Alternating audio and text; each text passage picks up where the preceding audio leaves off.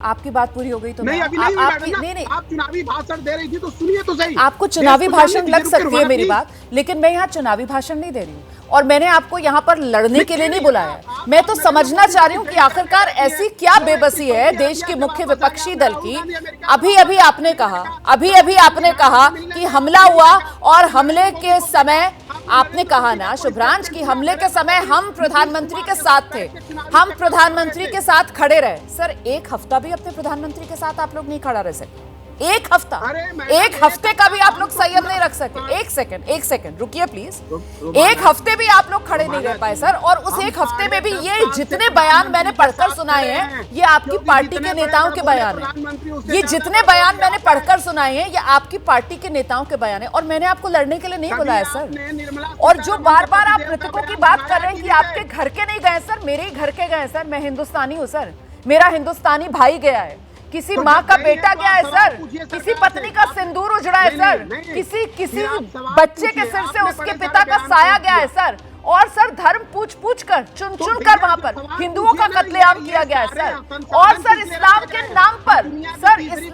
नाम पर ये कट्टरता वहां पर दिखाई गई है सर। वहां पर इस्लाम को भी बदनाम करने का काम किया गया है। नहीं सर नहीं, आप मैं फिर से कहूंगी कि आप सिर्फ राजनीति यहाँ पर साधने की कोशिश कर रहे हैं। एक हफ्ता भी आप अपने प्रधानमंत्री के पीछे नहीं खड़ा हो पाए सर। आप देख रहे हैं इस वक्त कितना क्रूशियल समय है, आप देख रहे हैं इस वक्त किस तरीके से बैठकें चल रही हैं। आप जानते हैं सर इतनी महत्वपूर्ण चीजें जो है वो तैश में आकर तय नहीं होती हैं सर। ये कोई गली मोहल्ले की लड़ाई नहीं है कि उठाओ अपने लाइसेंसी हथियार और जाकर कट्टे से चला दो या फिर हिसाब बराबर कर लो। सर रणनीति बन रही है, आप लोगों को थोड़ी मैच्योरिटी, थोड़ी परिपक्वता तो दिखानी चाहिए ना सर। यहाँ पर बैठकर आपके पास कोई तर्क नहीं है देने के लिए। आप सिर्फ और सिर्फ अपनी जोरदार आवाज के बूते पर मेरी आवाज दबाना चाह रहे हैं। मैं आपसे बार बार जो बुनियादी बात पूछ रही हूँ कि मौका आपके पास भी था इस लोकतंत्र के अंदर एक मजबूत विपक्ष के तौर पर अपने आप को साबित करने का, लेकिन चूक गए आप अपनी राजनीति चमकाने के लिए। इतने उतावले हैं आप, क्या चाहते हैं आप? बिना किसी रणनीति के इस तरीके का कोई बड़ा एक्शन कर दिया जाए?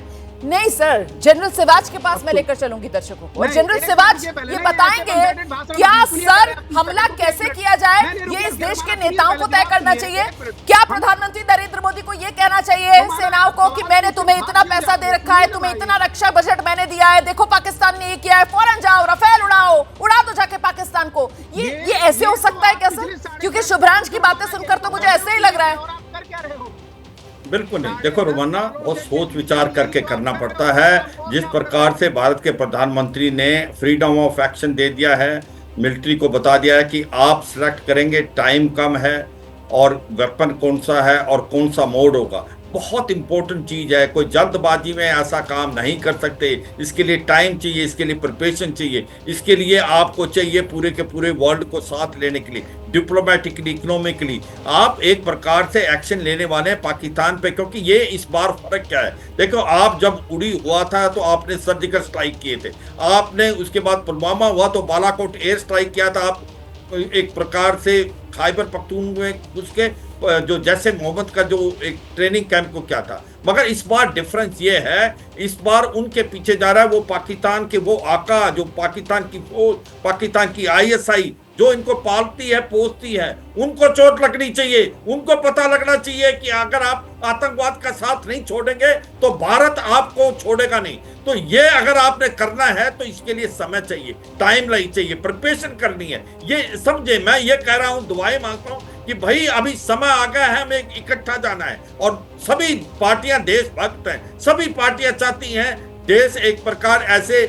जो मोड़ पे जिस प्रकार से ऐसी सिचुएशन है इसमें हम इकट्ठे चलें। ये एक आपको मैं विश्वास दिलाता हूं आने वाले समय में कब होगा, कैसे होगा, इसका हम नहीं कह सकते, मगर बहुत ऐसा होगा जिससे पाकिस्तान की रूहें कांपेंगी। आप सही कह रहे हैं सर, क्योंकि खुली छूट प्रधानमंत्री की तरफ से देश की सेनाओं को दे दी गई है। किसी दबाव में प्रधानमंत्री नरेंद्र मोदी नहीं आते हैं, राजनीति चमकाने के लिए यहाँ पर फैसले नहीं लिए जाते हैं। और खासतौर से विपक्ष अगर ये सोच रहा है कि वो देश के प्रधानमंत्री को घेर लेगा, अपने दबाव में लाकर प्रधानमंत्री नरेंद्र मोदी किसी तरीके का ऑर्डर पास कर देंगे, तो बिल्कुल ऐसा नहीं होने वाला है। क्योंकि प्रधानमंत्री नरेंद्र मोदी ने यह फैसला जो है वो सेनाओं पर छोड़ा है। खुद भारत की सेना तय करेगी पाकिस्तान को कब, कैसे, कहां देना है मुंह तोड़ जवाब, क्योंकि जवाब तो दिया जाएगा।